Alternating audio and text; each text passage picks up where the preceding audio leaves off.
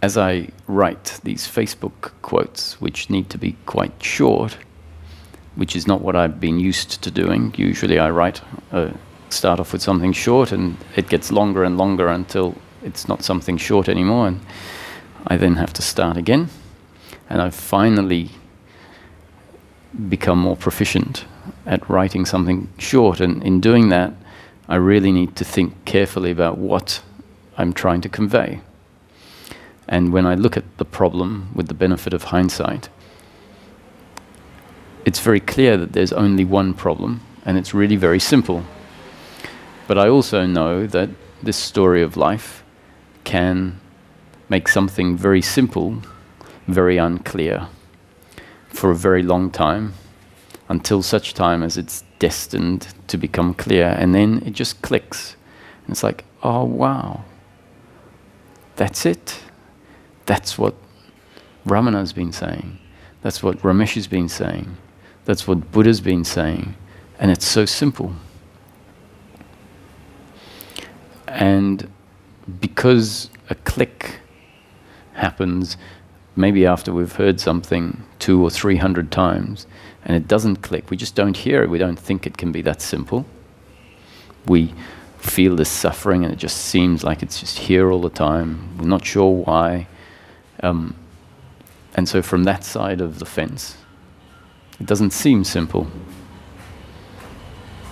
From the other side, when it falls away, and we've seen how simple it is, then that's what's contained in the pointers. And because the clicks tend to happen according to cause and effect, so something comes before the click, I'm hoping that me making this point will actually get us to hear what's being pointed at. Really hear it and think, well, maybe it is that simple. So in the teachings, we start off with this question, what are we really looking for? So once again, the things that are spoken about here are only spoken about because they're super relative to this simple problem. So what are we really looking for in life? And the answer is we're looking for happiness. But we've been looking for happiness through pleasure for our whole life, and it's not to be found in pleasure. Happiness is not pleasure. It turns out that happiness is continuous, unbroken peace of mind, regardless of the circumstance we find ourselves in. When a human being finds that suffering stops arising and there is continuous, unbroken peace of mind, they know they are happy. And when someone is seeking happiness through pleasure, they get the pleasure and they know, I've got the pleasure, but I don't have continuous, unbroken happiness. The pleasure falls away within a relatively short period of time, and promptly the seeking for another pleasure happens. And that will carry on indefinitely. So why is this spoken about? It's spoken about to narrow the field down, so that we understand what I'm really looking for is peace of mind. So this has to be understood by the intellect and say, is it true? So we don't have to believe this. At the end of the day, we have to verify all of these concepts for ourselves. That's actually what can start to happen by listening to this teaching, is we find ourselves doing something, and that is investigating the concepts. And to investigate the concepts, we actually have to observe our own daily life experience intimately, which means awareness landing right here, right now, on the content of our daily life experience.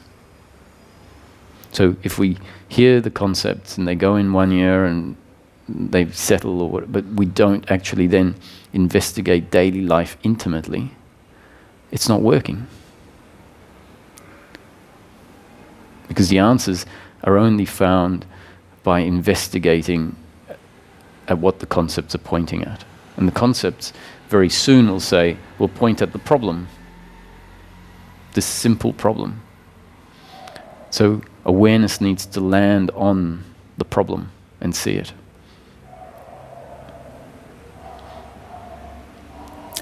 pointing out that we're looking for happiness through peace of mind is a very important piece of this puzzle.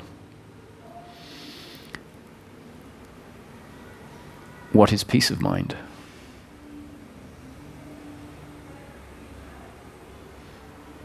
It's the absence of suffering.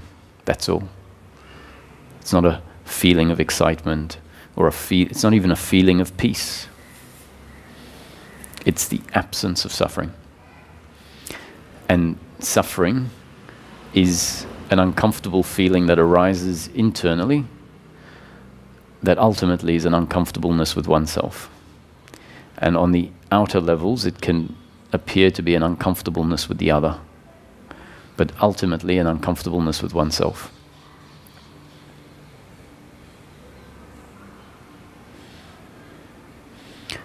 So I'm going to apologize for being so insistent. Normally I'm not so insistent. But I think normally people aren't listening to what's being said. So I'm going to be insistent today. Is everyone ready to listen to what's being said? Yeah? Good.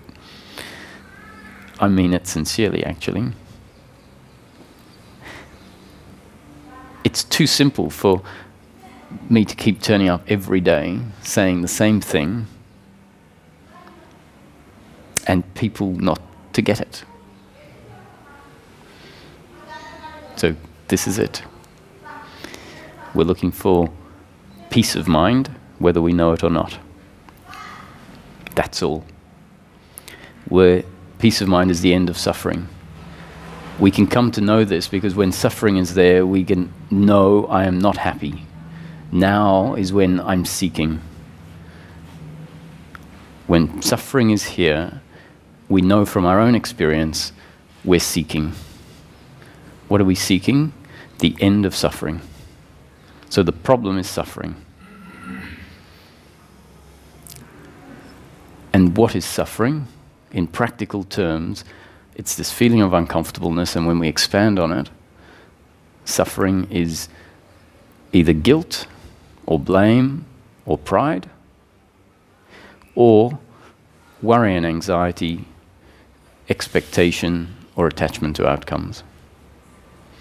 So that's a list of 5 things: guilt, blame, pride, worry and anxiety, expectation, attachment to outcomes.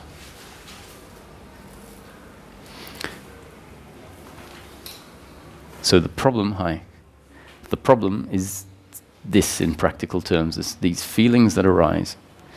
Essentially, these feelings, they're feelings, they're felt in the body, they're energetic on the one hand, and when we look deeper, they're effectively a deep expression of a belief system. What was the word after expectations? Expectations and... expectation and attachment to outcomes. Okay. Yeah. I was wondering if it was aversions, because the Buddhists use both, but it's the same thing as reverse. Yes. Yeah. So we feel uncomfortable. It doesn't seem like it's thinking. So we call it feeling. But feeling is an intensified thought. Feeling in the body is an intensified thought, which is why if we dive into the feeling and allow the feeling to express, the feeling is a story about something that has happened.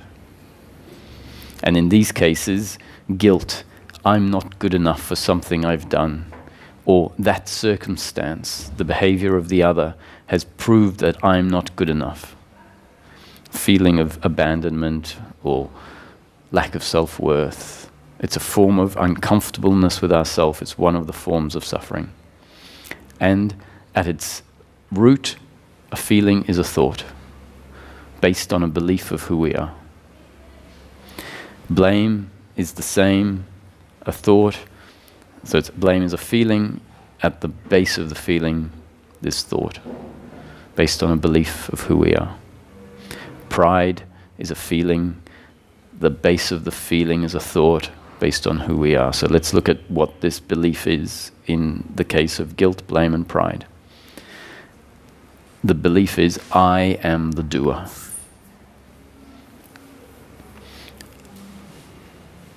That what happened through me is who I am. Who did that is who I am.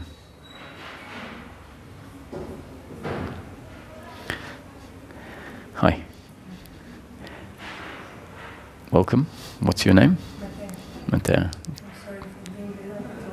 No, it was like, I think in listening to this, it couldn't have been any other way.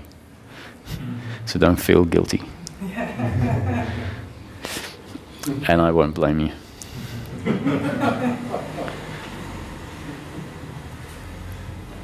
So there is a belief that I am the doer, that I make things unfold the way they unfold. And that belief is the linchpin on which at least half of human suffering is based on. So this is why I say it's so simple, because if that falls away, that half of human suffering falls away with it. When that belief is in place, it is absolutely impossible for life to unfold as it does, pleasure sometimes and pain at others, without guilt, blame, and pride arising. It's not an option. It doesn't matter how hard someone tries to accept, how hard someone tries not to feel guilty, not to blame, not to feel pride. If that belief is in place, it's impossible for that reaction not to happen. And if that belief isn't in place, if the belief has dissolved, it is equally as impossible for guilt, blame, and pride to arise. That belief that I am the doer is the linchpin for suffering. And that suffering is the only problem as far as the human experience goes. It is the only thing, suffering is the only thing that makes us seek. When suffering stops, seeking stops. There's our experiential proof that the purpose of life is to be happy. Happy through peace of mind. We know that's the purpose of life because whenever we get anything else, seeking carries on. When peace of mind is there, there's no problem with life the way it is. Seeking stops. It means the goal has been fulfilled. That's why seeking stops.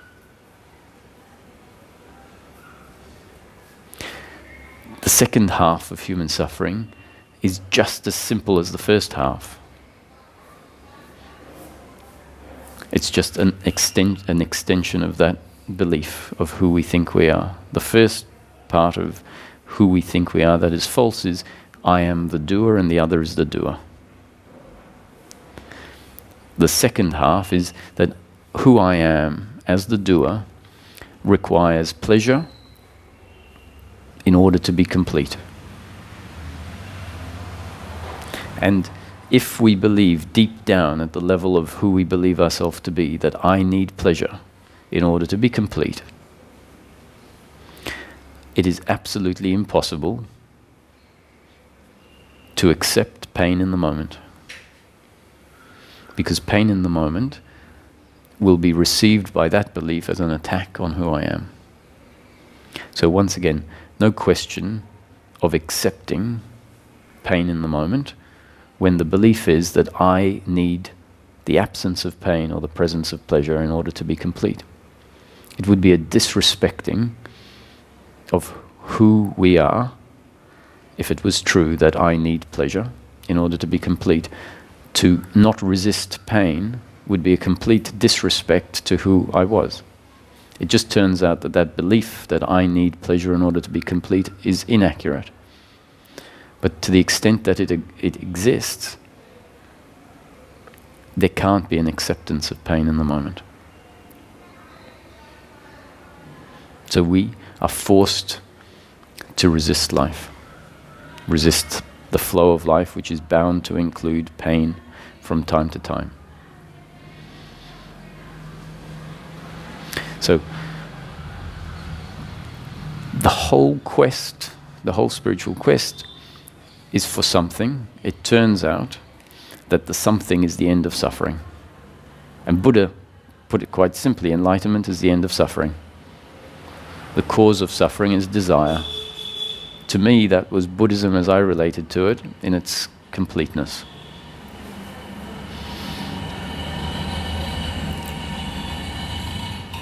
So whenever suffering arises in our daily life experience, which is bound to happen according to destiny, my suggestion is that awareness land on the suffering. Understand that this is the only problem. This suffering is the only problem.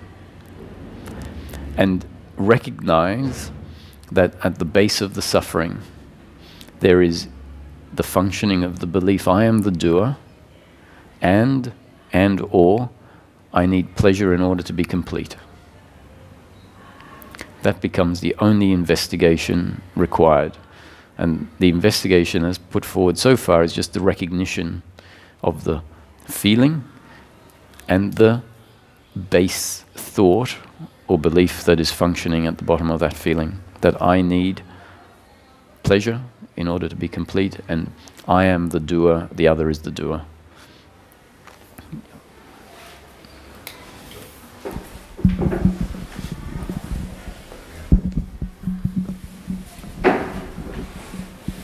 Okay, it's working.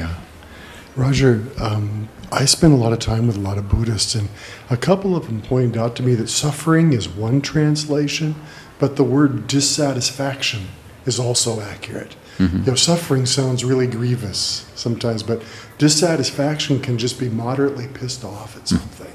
Yeah. And that's equally the same thing. It's not pleasure, and we don't want it.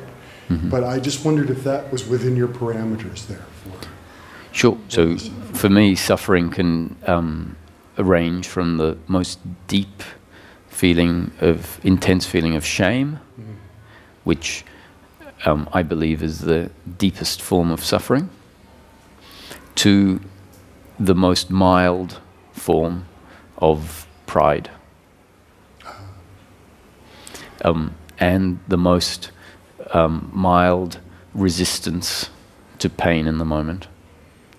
And the resistance, the pride, or the shame are all forms of uncomfortableness with oneself, some much more intense than others.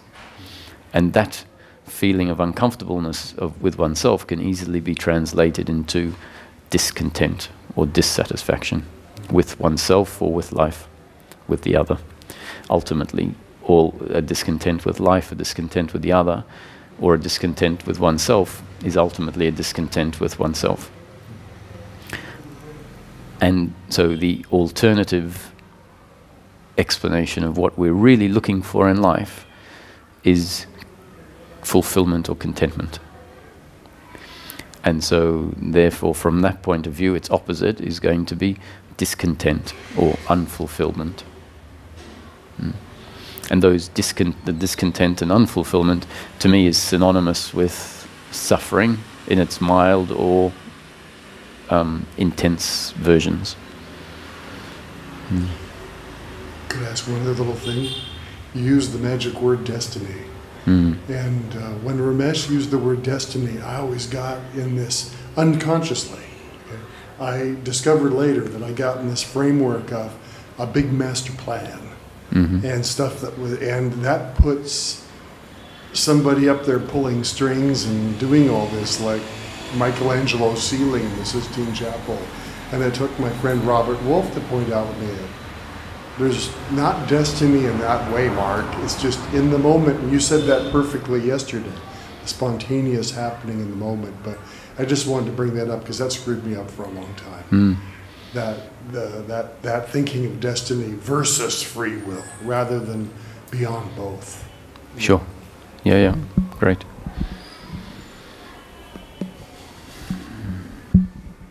Yeah. And so it's interesting to bring in other teachings to support this, and at the same time, I have no issue with people jumping around and tasting different things, and at some point we have to say, are we really serious? Is this the most important thing? This seeking?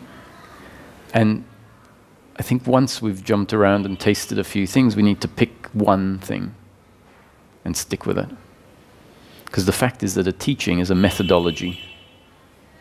And each methodology is undoing the problem in a different way.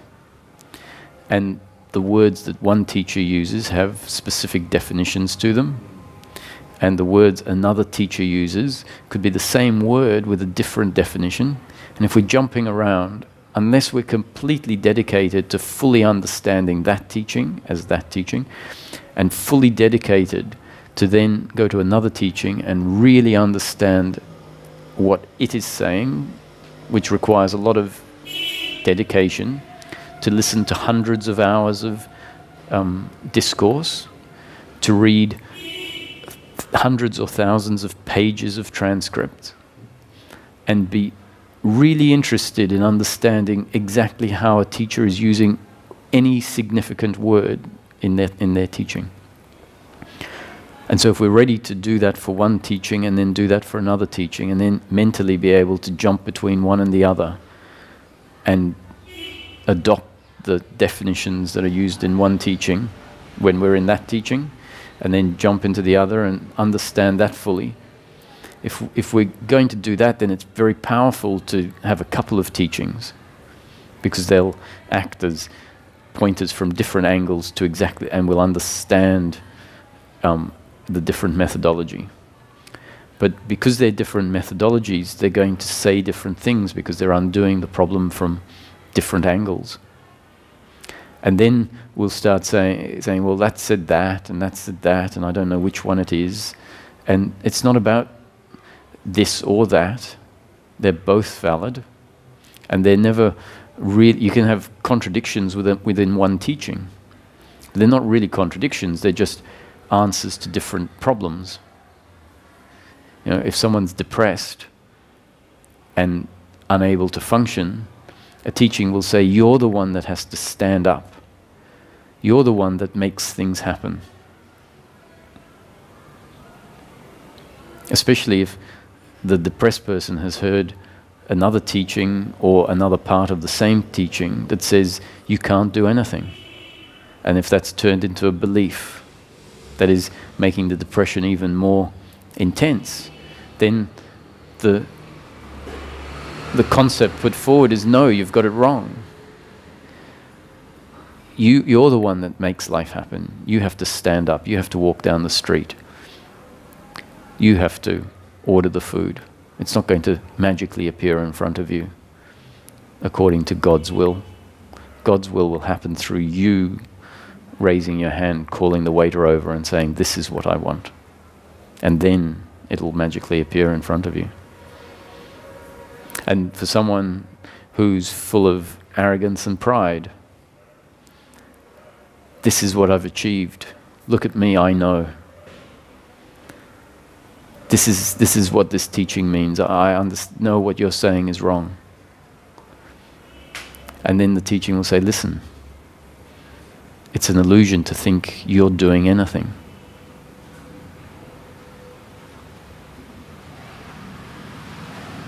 And so they can seem like contradictions, but they're undoing different problems.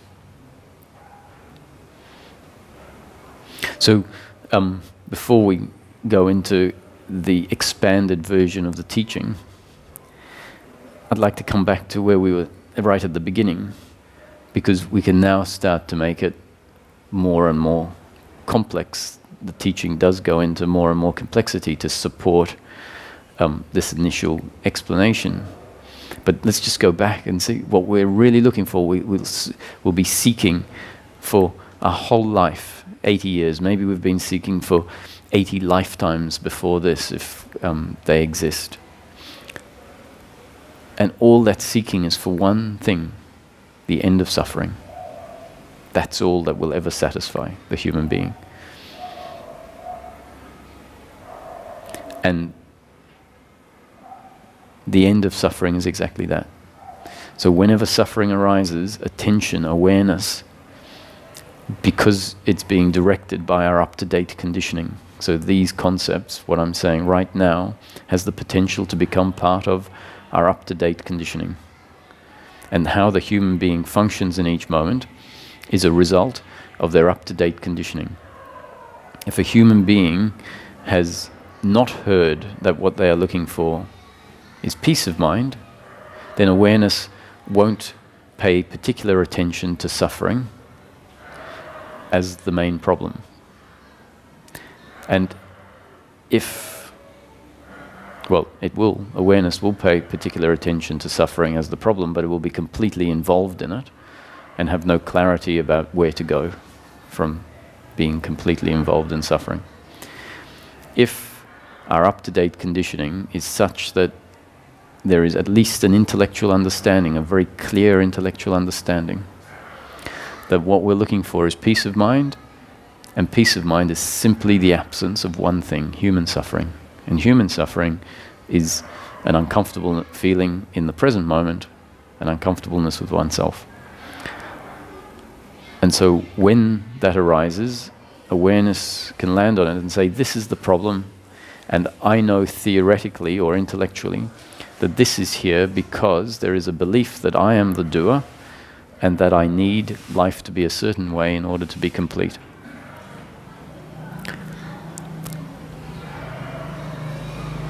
So this is my attempt, and I'm not in control of what I'm saying, because I'm saying what I am designed to say based on my genes and up-to-date conditioning, like everyone is in life. Whatever they think, feel, say, do, is based on these two factors. So here comes the supporting part. Based on two factors that they haven't been in control of. Genes and up-to-date conditioning. This is my attempt to imprint this information as part of our up-to-date conditioning. This insistence, this excitement, this sincerity, this desperation to point out that the problem is a really simple problem. This is my attempt of imprinting this into our up-to-date conditioning. Whether it happens or not in my control and not in your control. Life has continually been conditioning us moment after moment after moment for our whole life, and by and large the conditioning that has been put in place is the idea I am the doer and I need pleasure in order to be complete. And how life undoes that is by putting us in situations where new conditioning that has the potential to uproot the existing conditioning, where new conditioning is delivered. So I put my hands up and say wholeheartedly that this is my attempt, which is not my doing, to imprint this really simple concept into one's up-to-date conditioning, which will then dictate how the brain produces thoughts and how awareness lands on what in the course of daily living.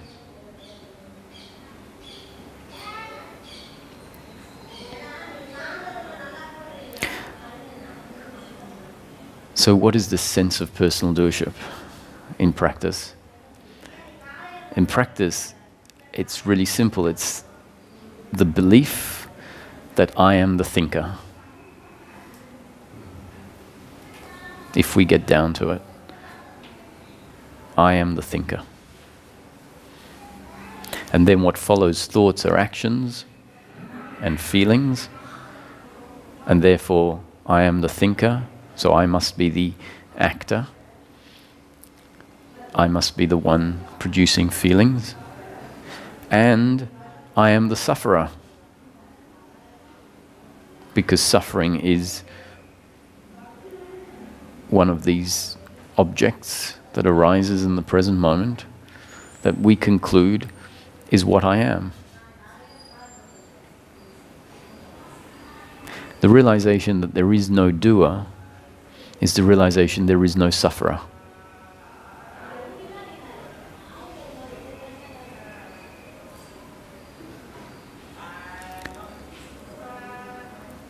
And so what is this realization?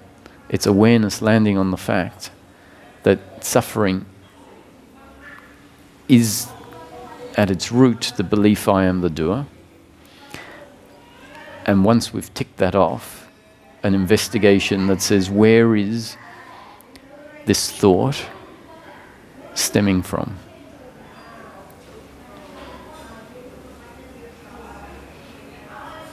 The assumption is it's stemming from who I am, the thinker.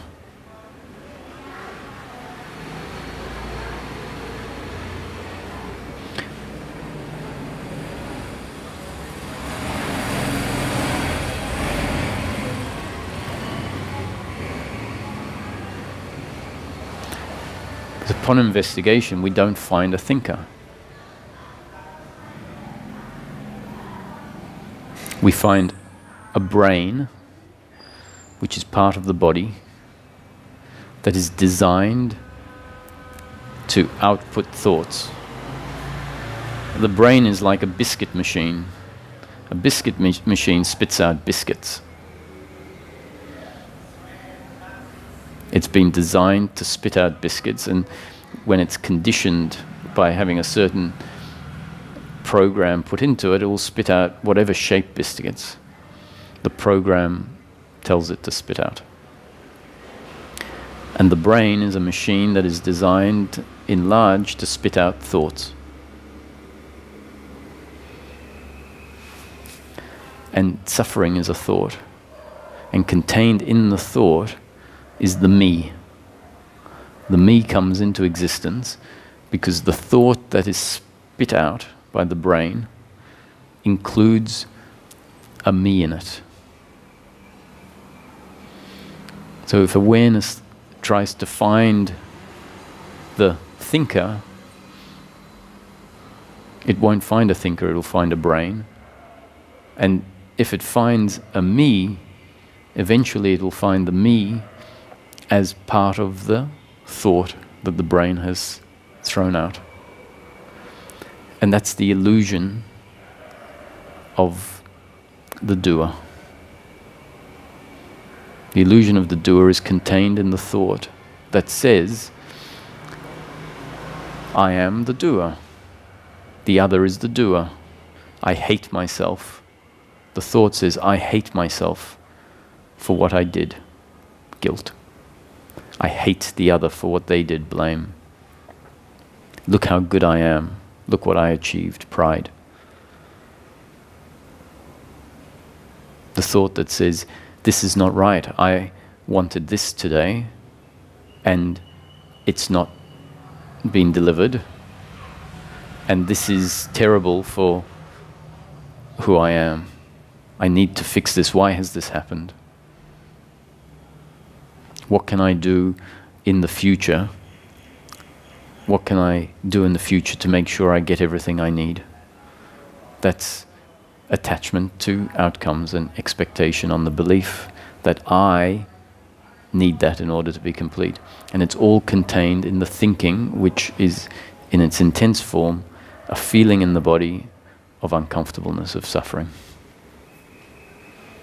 So the thought contains the doer in it. There is no one here.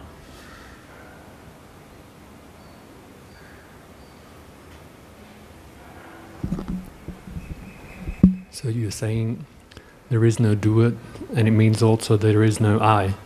No. In the absolute sense, when we see there's no doer, there is exactly what you just said is the final recognition is, I am not the doer because there is no one here. I am not the doer because there is no one, there has never been anyone doing anything. We see that everything that happens is automatic, biological, a happening. And clear seeing is, wow, I claimed ownership. Who is this I that has done all of these mechanical things? It's as ridiculous as saying, I am the one beating the heart. I clearly see this, but at the same time, this sense of I remains. Yes. So does that mean the problem is not so much I'm not the doer, but I don't know who I am? It is, the sense of I is very much there, and the sense of I, the feeling I am, is very different to the belief I am the doer. But the reason the belief I am the doer has been put in place is because of the experience I am.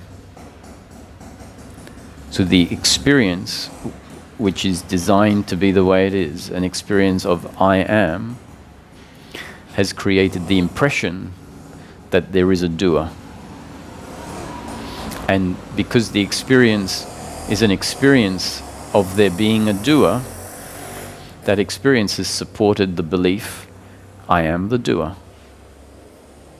When we investigate experience for what it is, we find the sense of I is there. But does it imply, does it actually mean that there is a doer? So investigating the nature of the present moment and seeing it for what it is means that we can see the I, the feeling, the sense of I as very much being there. To deny that would be not to understand, not to feel the present moment as it really is. But to see that the I sense doesn't imply what we have always assumed it implies. So in other words, there is a sense of I, but it's not mine. There is a sense of I, it is what I am. And the body is experience on top of that. And that's not, and the first part with the awakening is the realization, I am that I, but I'm not the body.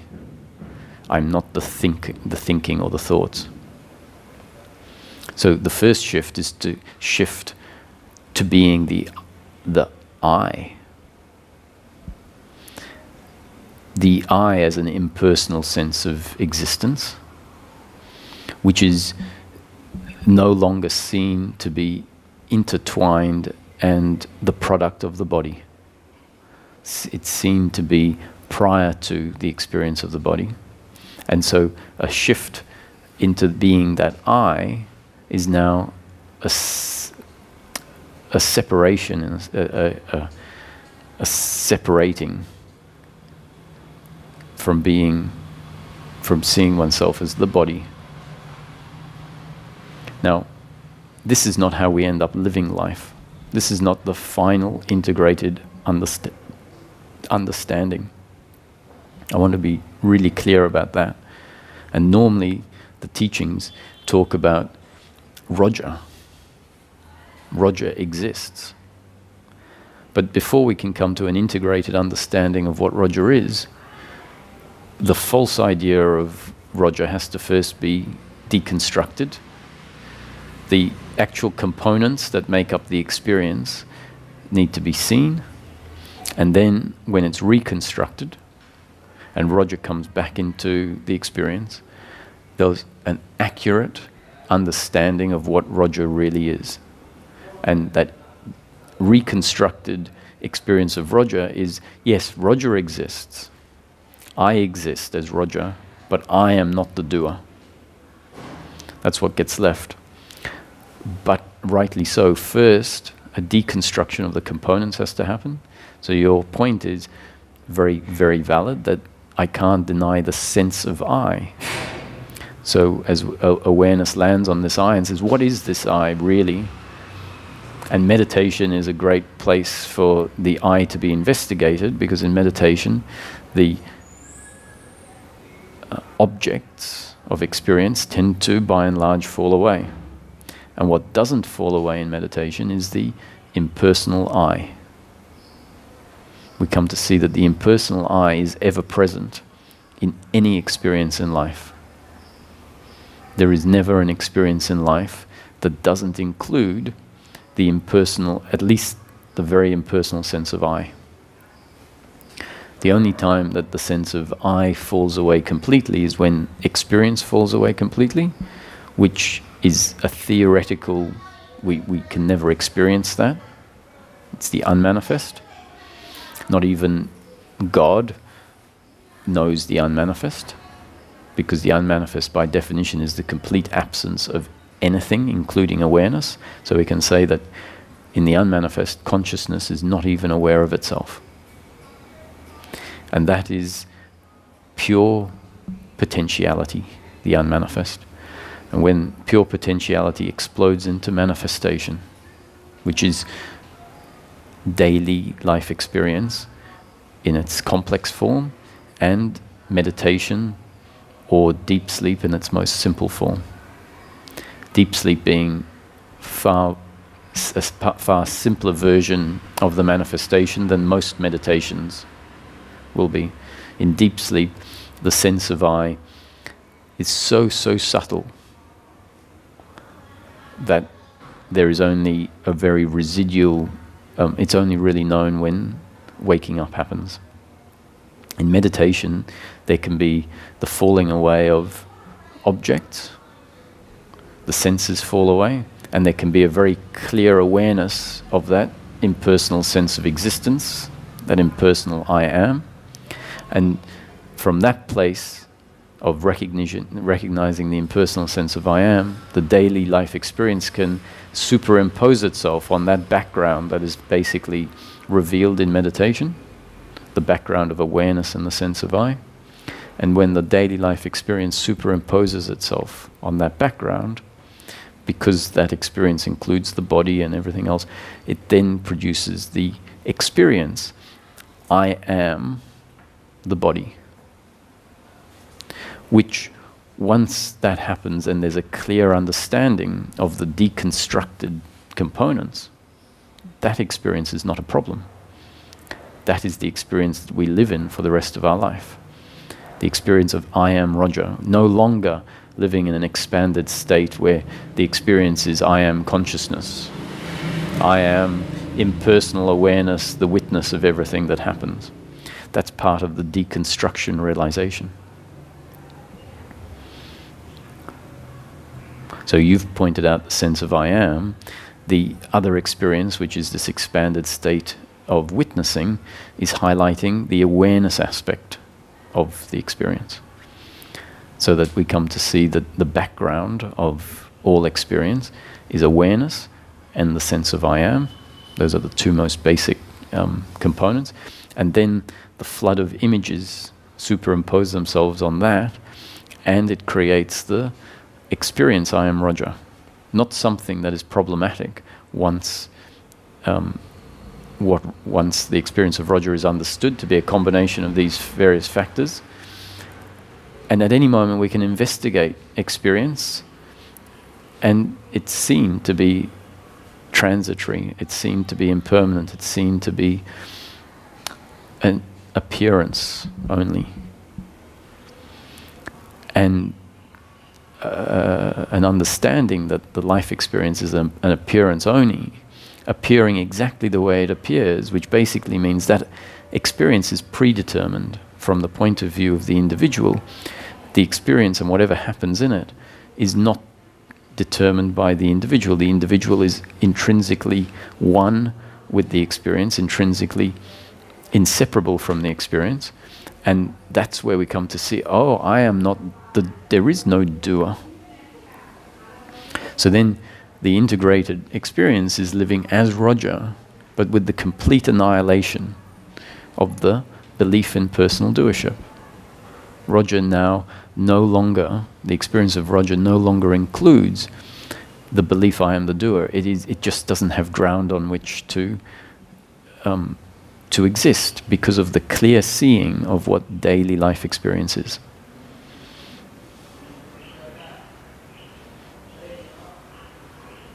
And so when suffering arises and our awareness lands on it in the way that I was describing at the beginning, lands on it and says, this is the only problem. This feeling. And from the point of view of consciousness, it's not at all a problem, it's just a color on the palette. But from the human experience point of view, we can sort of push it away and say, it's just what is. And that's significant for a period of time because that means not resisting the suffering. But when we really get real with the situation, it is what is, but it is the thing that creates the uncomfortableness and the seeking. So when we come down to what the human is looking for, the human is looking for the end of suffering. And so when suffering arises, awareness lands on it and says, this is the problem. It's based on a belief that is still in the system, that is somewhere believed to be true, that I am the doer and that my happiness is to be found only when there is pleasure, pleasure, pleasure. And then an investigation along the lines that we've been talking about, that many different teachings will help develop. A seeing of the nature of thought, the nature of experience, will create a cutting off of the suffering. It gets cut off because somewhere in the system it's registered and known this is not true. This is ignorance. That's what Buddhism ignorance is pointing at. Ignorance is a mistake. And so to the extent we become really clear that this is the only problem, suffering is the only real problem for the human being, the base of suffering is doership and an attachment to pleasure. An attachment to pleasure because we are forced to attach to pleasure when we believe that pleasure is my happiness. When we recognize that the I, the impersonal I and awareness, which is the true subject, the only subject in daily life experience, is awareness and the sense of existence. When we drop into being that for long enough, it's very obvious that the flow of life can be pleasure or pain. And what I am is complete, unaffected, and content. So once we have that experience, we know experientially that this belief that is arising that says, I need life to be a certain way, I need you not to act that way, I need myself not to. Experientially, we now know it's not true. That disharmony is contained in the belief that is arising, that is triggered by the flow of life. We even suffer when there is pleasure in the flow of life. You'd think that we'd only suffer when there is pain in the flow of life, because the belief is I need pleasure in order to be complete. Why do we suffer when there is pleasure in the flow of life? Because we're worried about it ending. So when there is pleasure, we're worried about it ending, which means we don't even get to enjoy the pleasure fully. We know this on holiday, you know, when it comes to the last 2 or 3 days, we're already thinking about when we're back at work.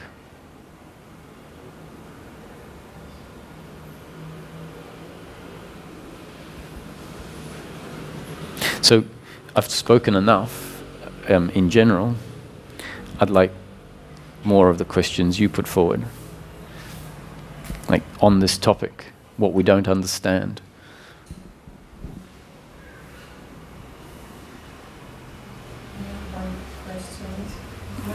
Just, I can hear you, but just for the benefit of the... I have to go to the toilet. Is there a toilet? Okay. The Dreaming Tree next door is the best place. Can I go just very short? Yes, sure. You're going to miss the most important part, but that's okay. Yeah, I was joking.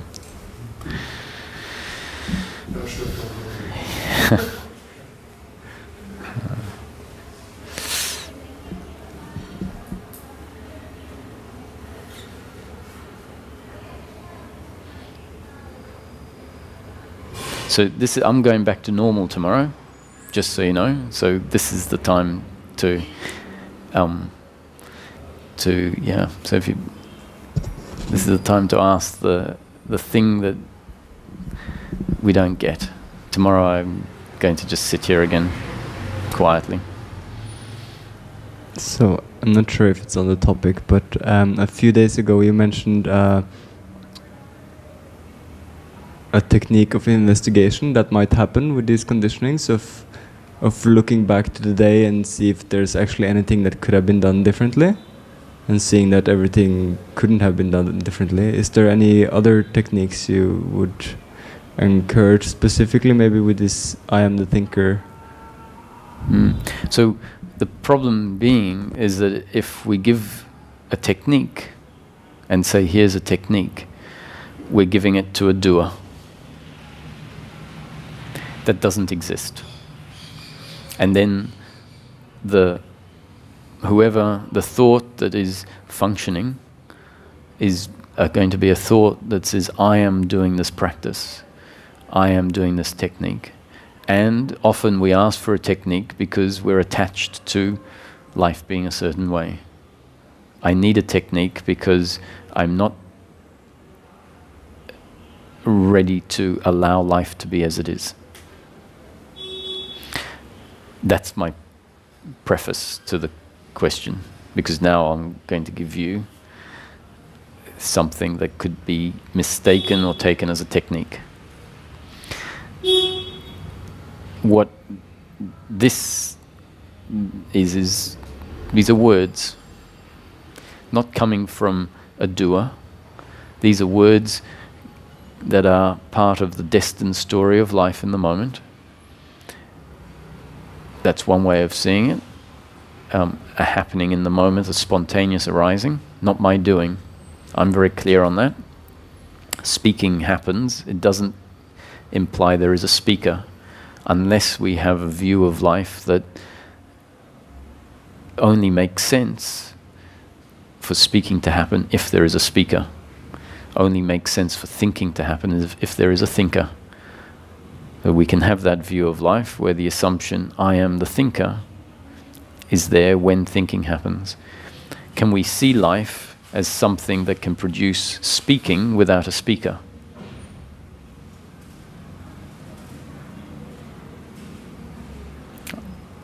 If it's a happening, if this is an experience, like a dream arising in consciousness, a dream at night, there is the impression that there is a speaker, a character in the dream. But speaking is just happening. There is no speaker in the dream, really. The speaking in the dream is not separate from the ocean in the dream, if it happens to be a beach setting. So what's being thrown out here are words, not from a doer, but words are happening. And those words become part of the momentary up-to-date conditioning that becomes possibly that object's up-to-date conditioning. And that up-to-date conditioning will create certain outputs. In this case, it becomes up-to-date conditioning of the brain, and the brain is a biscuit machine for thoughts. So certain thinking is going to happen. So what seems like the suggestion of a technique is not a suggestion to a doer to do anything. It's a set of up-to-date conditioning that may become ingrained, and from that point certain thinking that could in fact be what investigation is.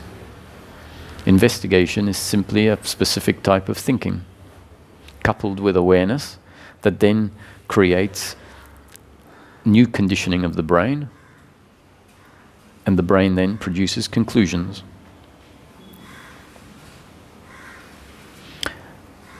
So, is there another technique to bring about the seeing of the non-doership?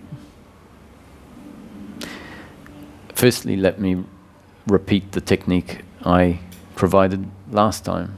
which is not really a technique. Remembering from this aspect, this is conditioning being thrown out that may affect the conditioning of that biological instrument, and then that biological instrument will be forced to think.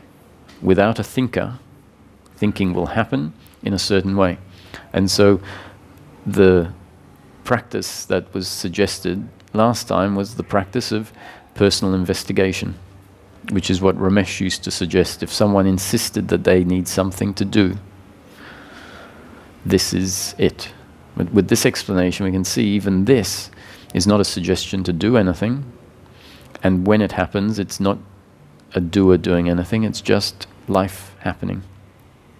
And that is to take a action that happened through the day that you are convinced is your action. This or that I'm not sure of, but this particular action that happened is my action. I'm convinced about it. And then investigate how that action came about. And we'll find that the thought arose because in the flow of life, which we weren't in control of, something happened, not in my control. We saw something, we heard something, we smelt something, we tasted something, or we touched something. And that created a reaction in the brain. And that reaction was based on the brain's genetic makeup and the up-to-date conditioning at that point in time. That was only one way, the way it was, and that the biological instrument, the human being, has never been in control of its genetic makeup or its up-to-date conditioning, which is continually being updated by each momentary experience. And so on investigation, we'll find time and time again that what I'm convinced was my action was a result of something that happened in the moment that I wasn't in control of. Something that was seen, smelled, tasted, touched, or heard. And a reaction in the brain happened based on its genes and up-to-date conditioning. That reaction was a thought, let's say, and that thought then led to an action. Time and time again we find what I thought was my thought, what I found was my thought was my action, was a happening, not my doing.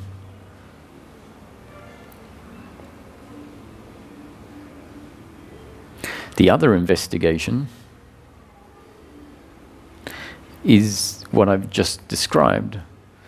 So it's not so much an investigation, but it's a understanding of how life brings about insight, or how life brings about what seems like practice. So the explanation is given that these are just words not coming from a doer, but words that were destined to be thrown out, words that may or may not become part of your up-to-date conditioning. The up-to-date conditioning will then produce biscuits, using the metaphor, thoughts in actuality, according to the design of the brain that is now being conditioned a certain way. So seeing that that is how something happens starts to show us, wow, what I thought was Roger speaking to me, Roger a separate independent entity in control of what he does,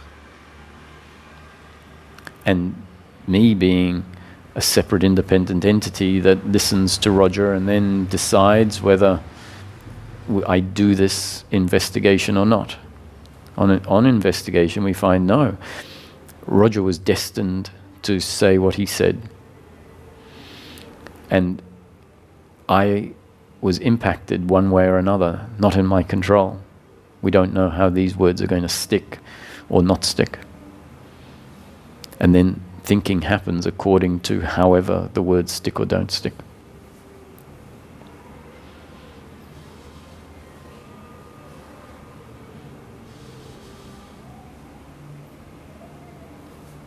This is super important because this is the realization It's this intellectual investigation, which turns out not to be my doing, that undoes everything. So let me talk about my experience a little bit.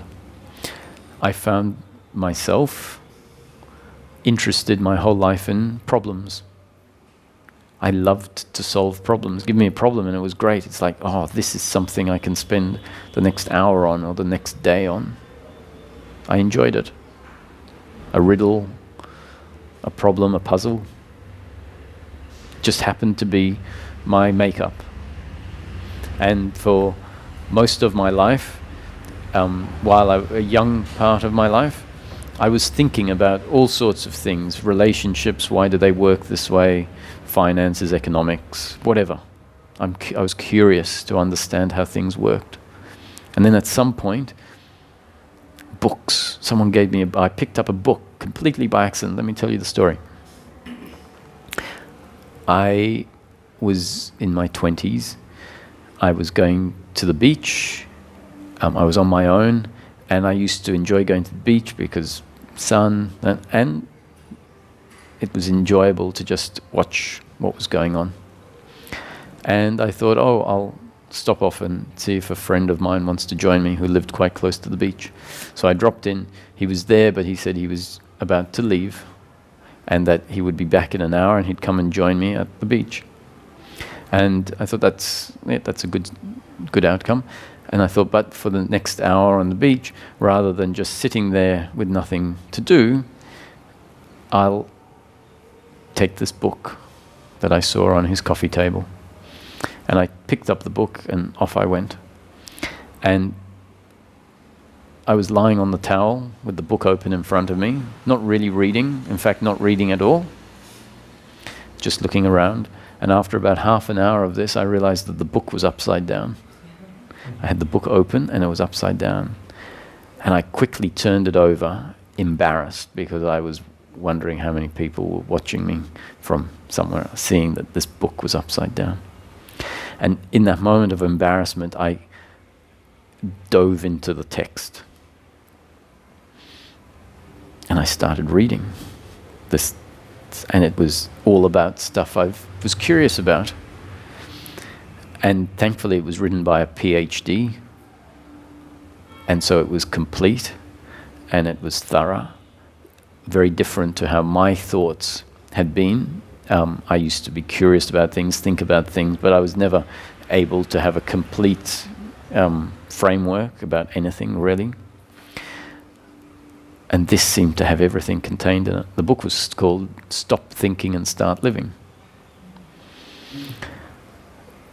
Aptly named. And I read the first page and I wanted to read more. I hadn't read books my whole life. And I finished this book in a day or two. And it was fantastic. All of this information. And then I wanted another book. And these books were pointing at things that apparently were hard to see, but were there. And when they became seen, there was it was pointed out that it's who we are. It's the most intimate thing to us. And yet, strangely enough, this experience is an experience where something that we are can get obscured. How does it get obscured? Because a veil is put in place in this story of life, and that veil is a set of beliefs about who we are. And so it's a set of beliefs that say, I am this and that, which is wrong, inaccurate, that acts temporarily as a veil to the knowing of who I really am. So the purpose of saying this is my personality was, give me a puzzle, and I love it. But in order to work out a puzzle, you need clues. You need hints. In order to deduct certain things, you need enough information. If you're not given enough information, if one piece of information is missing from a deductive puzzle, you can't conclude it. It needs all of the bits of information. And these teachings provide, not just these ones, but any spiritual teaching, or at least combination of them, will provide all of the clues that are needed. So I think the purpose of saying this is that if I look at my own experience, an interest in solving puzzles, a real interest, means a real interest in finding the clues. And when you find the clues don't talk about some intellectual place. You can't apply the clues in some mind space. The clues are talking about daily living. So you have to investigate, you have to look in daily living to see what lies in between the dots.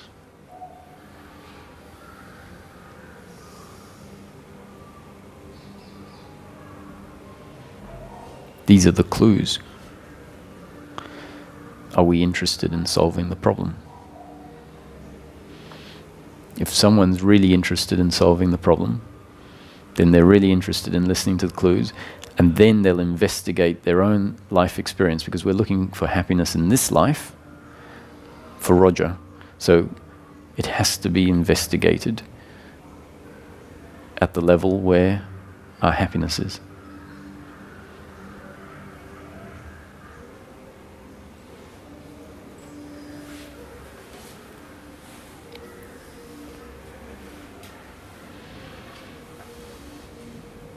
Just curious, is investigation continuing in your life, or would you say it's something just happening?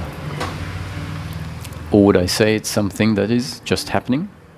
Well, all along it was very clear that the investigation that I started off thinking was my investigation was seen as a happening, because the clues were given in the books I was reading, and it was investigated, and then that was one of the first things that became apparent. I can't be the one doing this. If I was doing it, I would stuff it up on day one. And to be frank, what it felt like is getting onto a magic carpet ride, and being taken through the puzzle, step by step, insight happening day after day, week after week. It didn't seem like a problem. There weren't periods of getting stuck and feeling uncomfortable. I'm very grateful for this. This is not what most experiences I hear about are like. And this is why I'm so adamant to be a little bit more insistent today than I have been, because I look at it and I say, why was it easy? Now, clearly I see it was easy because it was destiny. It was my story for that to be how it unfolds. But destiny is a story of cause and effect. I happen to be predisposed to solving problems, to wanting, give me a puzzle. I used to enjoy it. And so if life is causal, then maybe the explanations that I'm putting forward today, saying I enjoyed solving puzzles, this puzzle isn't going to be solved if we don't treat it as a puzzle, if we don't listen for the clues, and if we don't investigate for ourselves. And the investigation is, this is going to be online. Listen to it 100 times if need be. Because I don't think there's any more that really needs to be said than what's said in this hour and a half.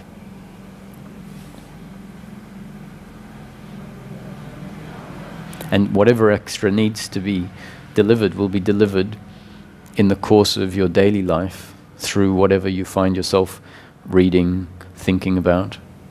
But if we put all of that into the framework described here, see the thinking as a happening based on my up-to-date conditioning. My up-to-date conditioning is delivered moment after moment. Life is delivering the books. Life is delivering the YouTube videos that I'm listening to. All of that is new conditioning that is affecting the up-to-date conditioning of this biological instrument. And coupled with the awareness and of the fact that there is awareness. So the biological is the machine, the mechanics. But we've spoken about the I and the awareness here in today.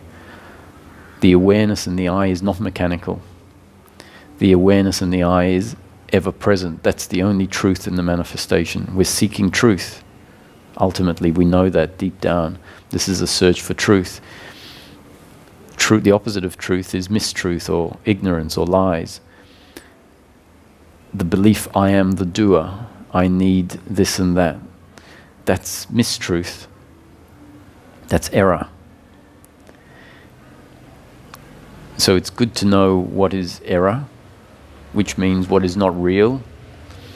Anything that changes is unreal. That's a definition that was super important when it came to me.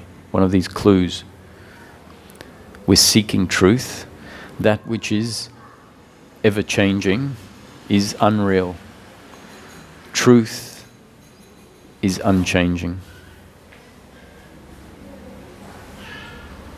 The only thing in the manifestation that remains unchanging is the impersonal sense of I, or I am, or existence. Not a thought, I am, but the feeling that is ever present, I am, which in meditation we can come to see is not coming from the body, but prior to the experience of the body. And the awareness that recognizes that experience of I and all other experience that comes and goes. That which is real is unchanging, meaning ever present. Because we're looking for happiness in the manifestation, truth in the manifestation, we need to know what truth in the manifestation is.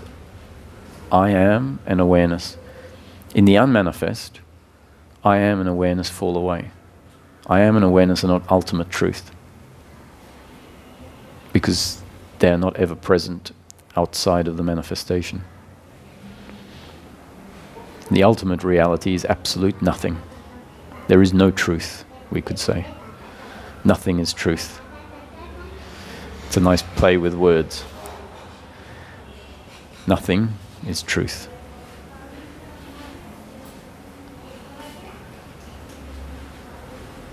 But as far as our happiness goes, which is happiness in the manifestation, that is dependent on truth, and there's only one truth in the manifestation, the impersonal sense of I am and its interconnected awareness.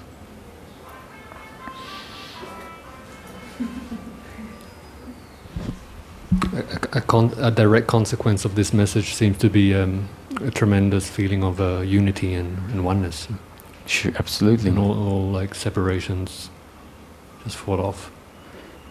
Both in the realization of who we are, which is the deconstruction phase. So the realization of our true essence, the only subject being I am and awareness.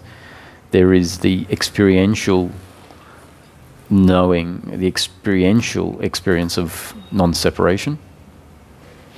And the reconstructed version, where the experiences of a separate individual, there is now the deep knowing that the experience of the separate is just an experience. And that there is no doer, which means the other is not this separate independent existence. And I am not a separate independent entity.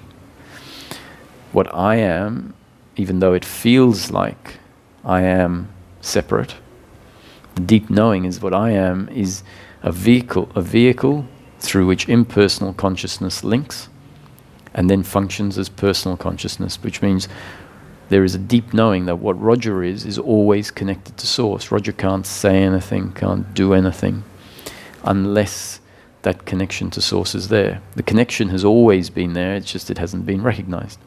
It hasn't been recognized because the belief of personal doership has effectively drawn a circle around us and said, I am independent, not affected by anything else. I am this entity with complete volition to do exactly what I choose, and I'm in control of what I choose in this moment. That's the delusion. And so seeing ourselves as separate when actually we've always been connected creates the separation. It means that me and the other now are competitors and enemies from that perspective. This new perspective is that the other is what I am, an instrument through which source functions, and that whatever happens in life is destiny, that if there is pain in the moment, it's my destiny to experience pain. The pain is not an attack on who I am in essence. And then we see the other as the vehicle or the instrument through which pain was destined to be delivered, not personal. So we're no longer enemies and competitors, even when the other functions in order in such a way that pain is delivered. This is supported by the story of Arjuna and Krishna. So Krishna says to Arjuna, you are a warrior, you have been designed as a warrior, you must fight. This is in response to Arjuna's resistance to fighting, because he sees that his friends and relatives, mentors and gurus are on the opposing side of the war. And so he says, I can't kill my mentors and gurus, my friends and relatives maybe, but my mentors and gurus I can't. And what does Krishna say? He says, you are a warrior, you must fight. As time, I have already killed them. Meaning, as the story of life, of which you are intrinsically part, I have already killed them. You are just the instrument that I am using to do the killing. And in the same story, he also points out to Arjuna, you have right of action, but the fruits of your action are not yours to claim. And that's pointing to the fact that in experience, we have complete free will, the feeling of free will to do exactly what we feel like in each moment. So life unfolds, the destined story of life unfolds through the human being doing exactly what they feel like doing in practice. But on investigation, we find that what seems like my free will is a happening, not my doing, a happening according to my genes and up-to-date conditioning that I wasn't in control of, a happening according to the story of life. And the outcome after my action, not in my control. Sometimes I get what I want, sometimes I don't get what I want. Sometimes, Ramesh used to say, we get much more than we want. We're surprised, pleasantly surprised. So we see that in practice it feels like I am doing what I feel like, which is great. It's a gift. That's part of this life experience. The feeling of free will, that's a gift. So we don't feel like we're a slave. In investigation, we find that that's actually God's will. And now we can see that my will and God's will are not in opposition with each other. Whatever I do in each moment is the feeling of free will, my feeling that I can do whatever I choose, with the understanding that whatever I choose is God's will. With that understanding, there's no more fear of God. If I don't fear God, I can love God. God will never judge us. Poetically speaking, if we find ourselves standing in front of God when we die, what's He going to do? He's going to high-five us. Good work. Because of the deep knowing what we are is whatever happens in the flow of life is a happening according to the singularity, according to the creation, that it couldn't happen any other way. The mind, which is part of the story, says, hang on, but why is there all of this war and poverty, cruelty? And it's a simple answer to that. This is an experience designed to be exactly the way it is. It's an experience of duality. The underlying fundamental nature of this experience is non-dual. All experience has to be non-dual. You can't not have a non-dual experience. That'll get the mind thinking. You can't not have a non-dual experience. All experience is non-dual, but the content of the experience, the content is, in this case, an experience of duality, and it's always going to be an experience of duality except for the occasions when peak experiences happen. And when peak experiences happen of a certain type, then it's a non-dual experience, which it always is, and the content is an experience of oneness. And when that peak experience ends, it remains a non-dual experience fundamentally, but the content is then a content of duality again. And that's not the problem. The experience being a dual experience, not a problem. It's always going to be a dual experience. Except for those moments when the deconstructing is happening and it's being experientially demonstrated to us. Things that aren't clear from the duality experience get exposed through peak experiences. So the peak experience is not there in order for it to feel great and for us to have a cool experience. They're very profound, but ultimately they're there to expose, to show us that experience, what we consider to be truth or reality, because it's always been experienced this way. It flips it on its head and says, here's a opposing experience. And usually what happens is we go, oh wow, this is truth, this is reality, and that was, now it's been revealed that duality experience is a fraud. But the oneness experience is just another experience. We just need to say, oh, there are two experiences, a duality experience and a oneness experience. We're not waking up to reality when there's a oneness experience. There is no reality, it's all experience.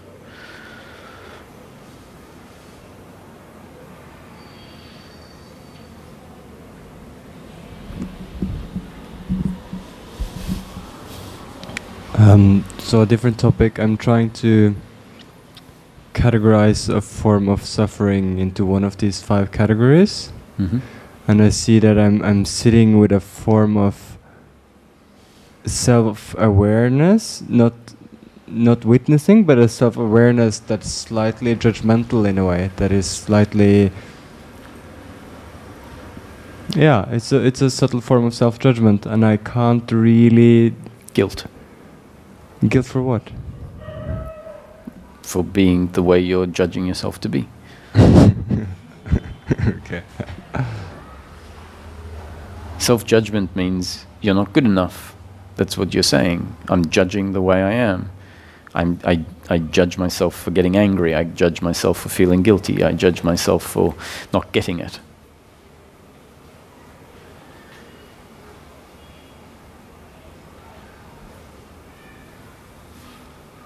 If you're judging the other, it's blame.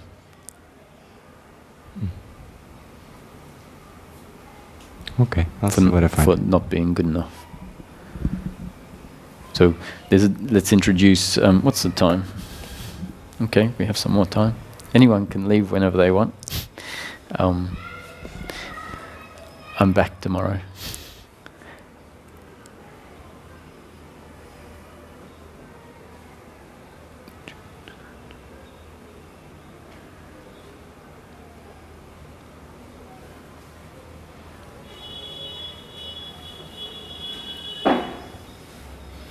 Oh, yes. So at the beginning, you said something about the effect that there are many paths, and you should stick to one path and go deeply into it and work through the thousands of hours and pages that might be on that path to lead you at this point, to the point of that, to the goal. But then you also said it's all very, very simple. We're going to make it bigger. Mm-hmm. So I'd like to harmonize those two perspectives. Yeah, sure. So I guess I was saying that if we're going to jump between one teaching and another, then unless we put a lot of effort into really understanding one teaching and then really understanding the other teaching, because they're bound to be different, their methodologies, they're going to be different, they're going to be saying different things that seem contradictory. So if we're going to jump from one teaching to another, then we're going to have to put a lot of effort into understanding each one so we don't get confused. So if you stick with one teaching, the one that resonates with you, then maybe you don't need to understand it as in so much detail, because you're not going to have to undo potential confusions with that deep understanding of the teaching. But nonetheless, even if we stick with one teaching, sometimes in order for us to see the simplicity in what is being pointed at, we still need to spend hundreds and hundreds of hours listening to it, thinking about it, and allowing it to drop in deeper and deeper. That's just the mechanism that that happens before transformation. But because in the end what is understood after all of that mental work is something very simple. So if we're lucky enough to, let's say, get a summary of the teaching from someone else who has done all of the work, then maybe we can run off that summary. A summary that maybe focuses our attention on what is really, really important, and then says the other stuff is supportive of seeing what is pointed at in the very, very important part. Because sometimes there's all these different concepts, and we might take one of the supporting concepts as the most important thing. So simply being told, no, this is the most important concept, and that is supporting concepts that help us understand what that really means. So I guess it's destiny as to whether something really, it's always something really simple. That's the bottom line. But sometimes the understanding of something really simple can take a whole lot of effort. But it doesn't have to, really. Well, it's a paradox in this. It'll take as long as it takes. But the seeing that the story of life is a causal story, meaning that if you get given a jackhammer as opposed to a hammer and chisel, breaking up the 10 meters of rock is going to happen much more quickly. And it's destiny whether you get given a jackhammer or a hammer and chisel. And I figure today what I've decided is maybe it's destiny to hammer home the simplicity of this. And in practice, that could be like being handed a jackhammer. And if that happens, I'm not going to claim ownership over it, knowing that it's a happening. I just felt inspired to take this approach today.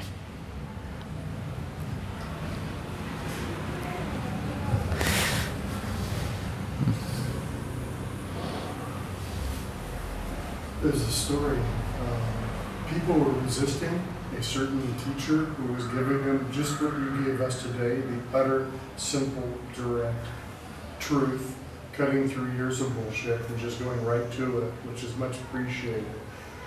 And this person said, well, I haven't meditated for years, I haven't read all the Holy Scriptures, I haven't done all this. And the master looked at him and said, well, imagine this. A bunch of travelers are up on a pass on a mountain. And one of the guys climbs down, finds a spring, fills a bunch of bottles up, and then climbs back up to the party and offers everybody water. What are you going to say? No thanks? You know, so he's brought us the water. You know, and, you know, so I just say thanks and I accept. Mm-hmm. Thank you. Mm. And sometimes it's actually the belief that it can't be that simple that keeps us making it complicated. And we're not making it complicated. There is no one doing anything. It's the story of, if it's complicated, it's because the story of life is destined to be that way. But the great news is that this is a story of change, that our up-to-date conditioning is continually changing as we are exposed to life happening. And so in any moment, the required change can happen. Another thing that keeps things going around in circles sometimes is a false idea of what is going to be delivered. So we spoke yesterday, Jesse and I, and it turns out that you were waiting for pain about your son to end. And in fact, it's our attitude to the pain that is our peace versus our suffering. An attachment to the pain, insisting that it not be there, is an attitude of involvement and attachment, and it's going to mean that the pain plus a very intense layer of suffering is going to be there. And so the realization that, the pain is always going to be there, part of life, and not waiting for the pain to end can be something new. Oh wow, what a relaxation. One thing that actually confused me is a lot of times... Have you got, is the microphone on? Oh, sorry. I'll get the hang of it. A lot of times feelings change to sensations, which changes to energy. So when the pain's there and it's not changing to sensations and changing to energy, that added to that belief of, well, why isn't it doing that? Okay, so there's a concept there in your up-to-date conditioning about, what was it? Sensations, feelings and pain? Feelings change to sensations and then change to energy. To energy. Often. Yeah, so the way I see it is everything is energetic, let's say. And it comes up with different forms of energy, which means different expressions of energy. So you can have energy in the form of thoughts, or energy in the form of sensation or feeling, and then it can become seen as all energetic, which might make it feel like it's then just turned into energy. I'm not quite sure what way you're looking at it, but I'm not, in this teaching there isn't that differentiation. From my experience, to realize that feelings or emotions that we think are not thought, they're felt in the body. It's very important to get given the concept that actually at the base of that feeling there is a belief or a thought, which is when we go into the feeling and we feel it and we allow the feeling to explode into emotion, which often is accompanied by words or crying or whatever. When it explodes, the story becomes very apparent in what at first on the surface is an undefined sensation, an undefined uncomfortableness, let's say, and we don't really know where it's coming from, what the story is. As we go deeper into it, it starts to unfold, and then the storyline, I hate you for what you did, I hate myself for what I did, that storyline becomes apparent. So I'd like to point out that in my experience, I like to see emotion as an expression of thought, an intensified version of thought. And ultimately both thought and emotion is energy. So the suffering that comes in feels like we've been intravenously injected sometimes by this energy that floods the system. And to see it like that, metaphorically, is to me is very useful, because we believe I am the doer, and if we can feel it as an energetic flood of guilt, of blame, of shame, and we know it wasn't there a second ago, and it just comes in and it changes how we're relating to life, and see, this is what happened, is this flood of energy has come in, and at some point it leaves. And to see it like that means it's become seen as an object, an energetic object or a thought object or a feeling object, but something that comes in, takes over, means we have to see life through that color. And when it fades away, then our perception of life changes again. So, yeah, both the pain and the suffering are destined to come in exactly as they're destined to be there. But suffering will not be destined to come in as a flood of energy if the belief systems of personal doership have been dissolved on all levels. Mm-hmm.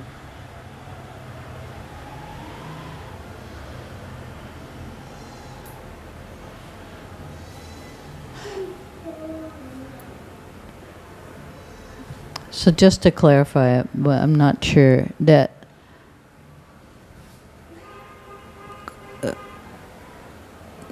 because my experience is a bit different than yours. So sometimes feelings may flood up, not apparently connected to anything.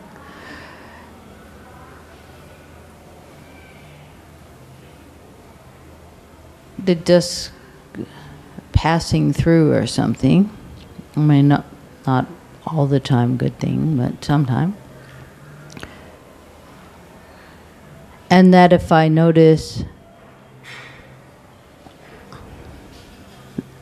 I'm complete, I don't need anything.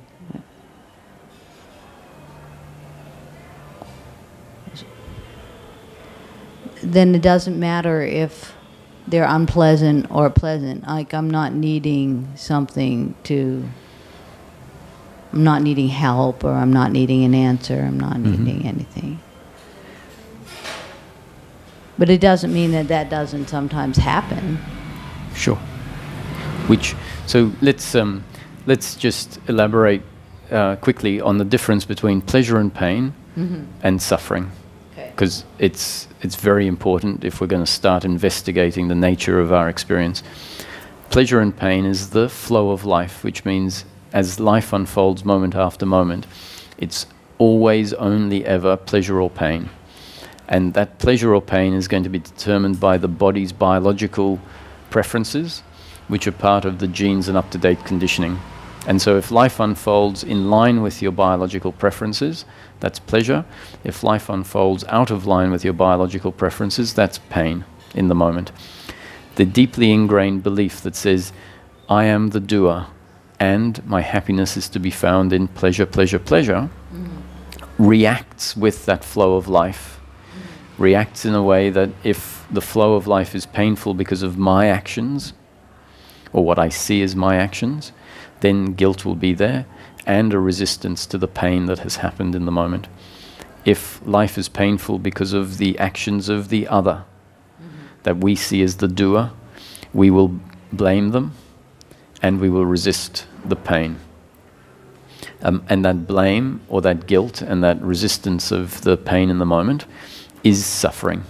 So it's a load of guilt and blame on top of the biological pain of the moment. So it's a double negative. And if the belief that I am the doer, the other is the doer, and my happiness is to be found in pleasure, if that falls away, the flow of life is still always going to be pleasure or pain. That's not going to end because our biological preferences will remain what they are. The psychological belief of who we are has now fallen away, which means what we're going to be left with is enjoying the pleasure when it's pleasure, enduring the pain when it's pain, but without an attitude of involvement. And that attitude of involvement is the suffering. So if that attitude of involvement falls away, there will be still the flow of life, pleasure sometimes, pain at others, but no suffering. And so when awareness lands on whatever is happening, hopefully it has these concepts that can start saying, oh, this is pain in the moment. The fact that that bicycle just ran over my foot, biological pain. The fact that that truck just blew its horn 10 centimeters from my ear, pain in the moment. The fact that someone stole money out of my wallet, financial pain in the moment. So the first two examples were physical pain or sensational pain. Someone stealing money out of my wallet, financial pain. Someone emotionally attacking me, saying that I am not a good friend or I didn't do this to their satisfaction. That is emotional pain. It's not my preference for someone that I like or even a stranger to tell me that you haven't done this right, you haven't done that right. That's always going to be emotional pain.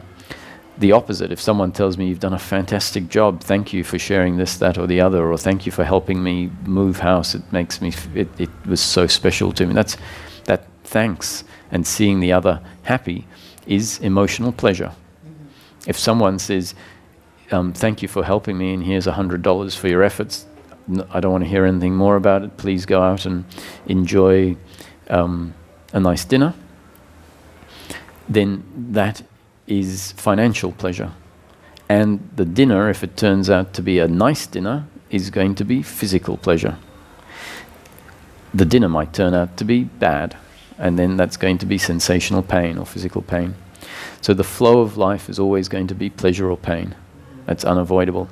Depending on our idea of who we are, this belief system, we're going to either be attached to how life unfolds or see it as a happening and not my doing.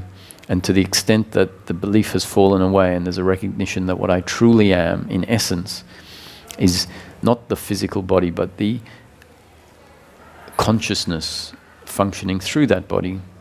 And that when we drop into that space of being where we can be the essence of the human being, quite clearly we know ourselves to be complete. We know ourselves to be unaffected by the flow of life. And it's only once we have that experiential verification, the knowing for ourselves that what I am is complete all the time, even when financial pain has happened. And then it's that dropping back is what you're describing, that from time to time you can have pain in the moment and still find yourself not resisting that pain. And that can also apply with suffering. From time to time, suffering can arise. And if the suffering is seen to be a psychological happening, we understand that the suffering is based on the false beliefs, but it's still happening, which means we understand that the beliefs are there, but I'm not involved with the suffering. There's something inside that says I understand this to be a happening in the moment, not my doing, and yet it's happening, which means the beliefs are still ingrained on some level, and we understand why it's happening. And then there's an acceptance of both the pain and the suffering. And that means that the primary involvement is there, but no secondary involvement. So that's what can happen with PTSD, because the body will react, and then you notice nothing's really wrong. And you can be complete even though the adrenaline might be running. So the adrenaline running, I think, is probably suffering, but because it's thinking something's wrong. So you can still be complete, and that whole show can happen. If there is a witnessing of that suffering, if there's a witnessing of that as a happening, meaning we understand that suffering is basically a feeling that is based on a series of thoughts that are happening, which is based on the conditioning of the brain and the body. So to know that suffering and the sense of personal doership is just a happening. And to understand that it's a very valid part of the experience of life. That means that you could potentially have very intense suffering and a witnessing of that suffering. Yeah. Not your doing. It simply means on some level there is a deep understanding that everything is a happening. And inevitably this seeing the thinking as a biological happening, the actions as about what does it create? It creates a shift back to the natural state of witnessing. Yeah. And doership, seeing the thinking as my doing, acting, that creates the opposite of witnessing, which is involvement and identification with the happening, because we don't see it as a happening. So what's the difference between that and like watching the mechanism just do its mechanical thing? You know, you're noticing, oh, the mechanism's tripping out. Mm-hmm. Is that the same as what you just said? Yeah. Okay. And you notice you can't control the mechanism because it's doing its thing. Because you're not the doer. Yeah. When you can't anyway, even if you thought you were the doer, couldn't. Yeah. But yeah, you can't. Yep. Yeah. Okay. So the more and more we see that life, what I thought was my doing, what I thought I could control, is automatic. So there's some things like the pumping of the heart that we know I'm not doing it. And the experience of life is such that a lot of experience, it's in principle, it's all the same, a mechanical happening like the pumping of the heart. But speaking feels like, because of this gift of free will, so it's a dubious gift of free will that makes it feel like I am speaking. It doesn't extend to heart pumping. It doesn't feel like I am pumping the heart. But speaking and thinking and hand movements are not presented in the experience as clearly as they're not presented as a happening. Yeah. So they need to be investigated so that we see beyond the surface experience to see, wow, they are a happening, just like the heart pumping. It's a mechanical process. And then we also sometimes get given this involuntary movement of speaking. It just comes out. We didn't intend to say anything, it just came out. This involuntary thinking where a great imagination or invention might just pop into your head. And so Einstein said that theory of relativity came from outside. And when we're painting and dancing and we're completely lost in the paint, we can see it's experientially known, I'm not doing this, it's happening. And yet most of the body's movements have this other sensation that it's not a happening, it's my doing. But in principle, they're all the same. So when we have these peak experiences where it's clear that the body is there's just dancing, there is no dancer. And there's just painting, no painter. Those are peak experiences to show us that it's always like this. But you could investigate the other way around, like by noticing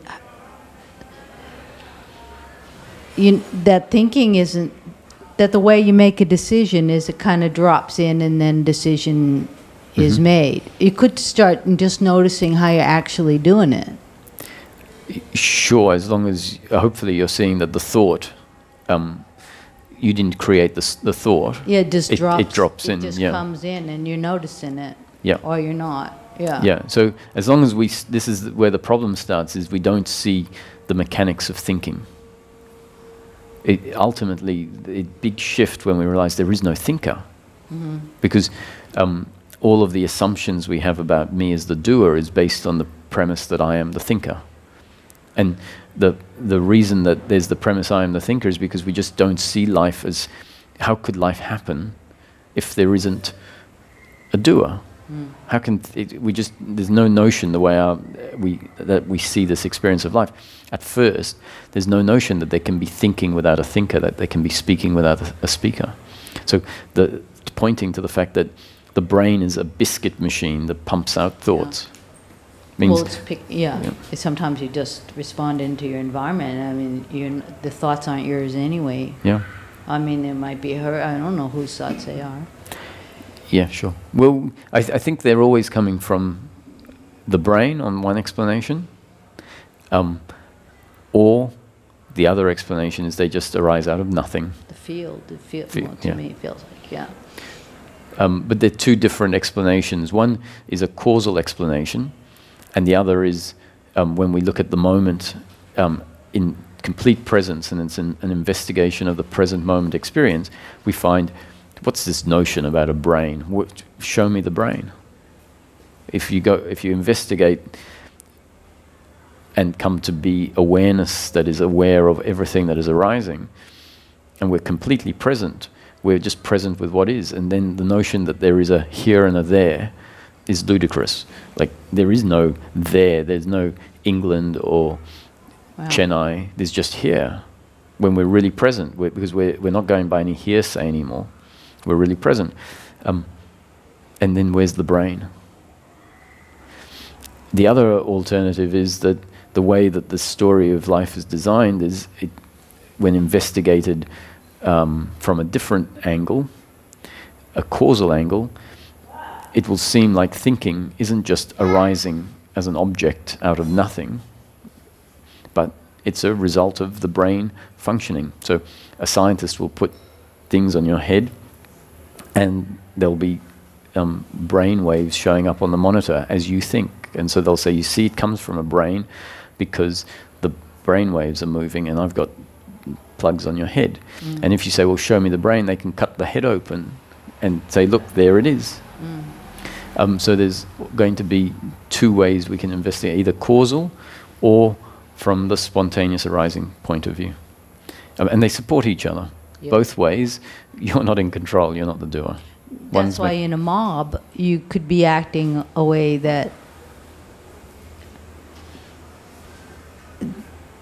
you can't imagine that you would be acting. Yeah. Like you're another person. The brain isn't defaulting to the old, it's picking up the whole field. Yes. I mean, it has to be responding to the field. Because it's not working off of its default. Yeah, so you see, if we go down that, we'll start introducing whole other schools of spiritual, which...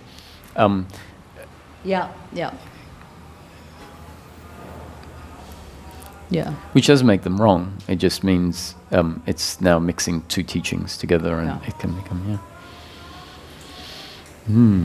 So I think, well, we've well and truly got to the end of our time. Okay. I thought we had got to the end of our time. Yes. There seems to be a process of trying to come to terms with this, what you have been talking about. I heard it yesterday and today, that the oneness experience is just an experience, and it's not there has been a waiting for that to come back, and accepting that that's not maybe going to happen, and that's maybe not even... And you say it as if there is a plan, like it's there to make us see something, like... and I understand what it is to see, that... But is there like a... and you talk about destiny as well. Is there a plan? I mean, the way I see it, I mean, when we live in peace, we don't have a notion of destiny or no destiny. But at the same time, if you ask me to put it into words, I'd say, yes, there's a plan. Then all of time, from the beginning of time to the end of time, was created in an instant before time started, and that the illusion of time is contained in the creation, and that the whole of the creation is a block that exists before we start to experience it. So Ramesh used to say that the movie is already in the can. It has been written, acted, directed, and produced. And so the story is a story of time, and it's a story of evolution. So actually there is no evolution as an ultimate cause of things. The ultimate cause is that it was all created before the story started. But the story that was created as a block, as an imagination in consciousness, that story is a story of cause and effect, a story of time and a story of evolution. And we see that from very basic elements, simple life happened, and then more complex life happens.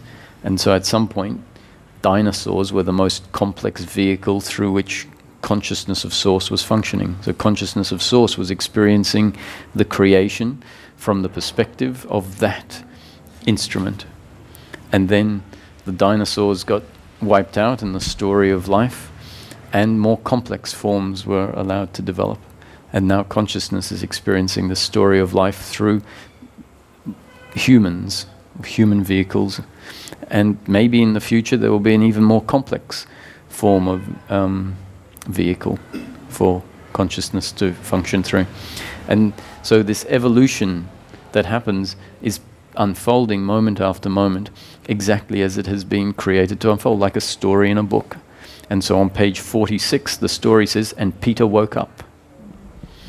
Or on page 45, and Peter suddenly was immersed in an experience of oneness, where subject-object relationship fell away.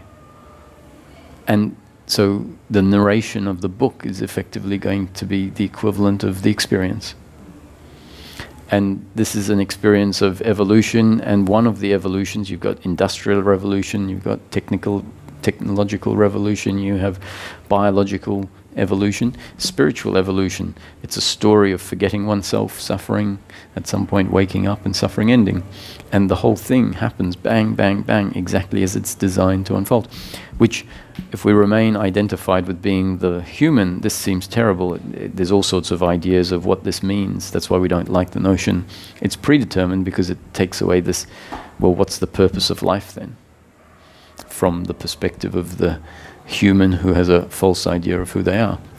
But from a realization that I am not that, ultimately, then the fact that it's an experience can then be experienced for the sake of experience, from the perspective of ultimately Source. And then we have a human experience. And then the presupposition that the purpose of life is for me to achieve, the purpose of life is for me to succeed, which is taken away, or rendered pointless when we see it's all a story, because the achiever says, well, I don't like the fact it's all a story, because how can I achieve anything if it's all a story? So to the achiever, i.e. to the belief that life is about winning, about competing, about, you've just taken away its whole purpose. The good thing is that we're not actually, ultimately, we're not the belief that I am the achiever or the winner. When that falls away, then life can be a predetermined story, and it's not a problem because now it's being experienced from a different perspective. Yeah, and that's understood actually from, since very small I thought of everything as sort of in a way not determined, but just it can only go in one way, and everything that's happened has led to that point of choosing the apple or the pear. It's decided, like not decided, but yes, I'm saying decided. It's sort of from the perspective of like everything only appearing in this moment as a spontaneous happening, which seems then not as in a plan, really, just as. Well, but then we have this notion that it's all accidental or random, and when we look at life objectively, it's far from random. So to me, if life was random, it would be like snow on a television screen, or you'd have, well, just you wouldn't have any order. This is the furthest thing from random. The notion of randomness is from the perspective of the observer. Everything is random. But if we could see behind the scenes, we'd see what seems random from the perspective of the observer is far from random when we see the source of it. And so the observer doesn't know what's going to happen next. So from the perspective of the observer, what happens next is random. But I wouldn't say life is at all random, and I would say it's determined. And why people have trouble with that is because in each moment, they look at what presents as the potential list of options. So they say in each moment there's a whole potentiality, but in actuality only one thing ever actualizes.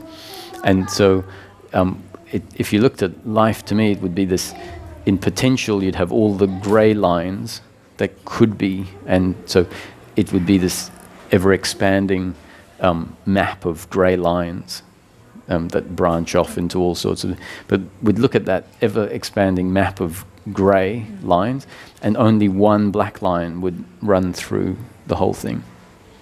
So this is where people say there's infinite potentiality, but in practice only one potential ever actualizes. And so in the same way, you've got 10 items on a menu, which effectively 10 options. And so the brain says, well, I could choose any of them.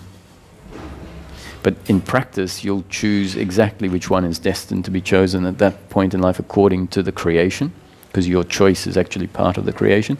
And in practical terms, you'd say you choose whatever you are destined to choose based on your genes and up-to-date conditioning and the circumstance you find yourself in.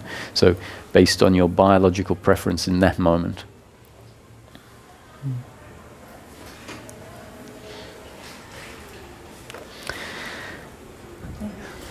Yeah.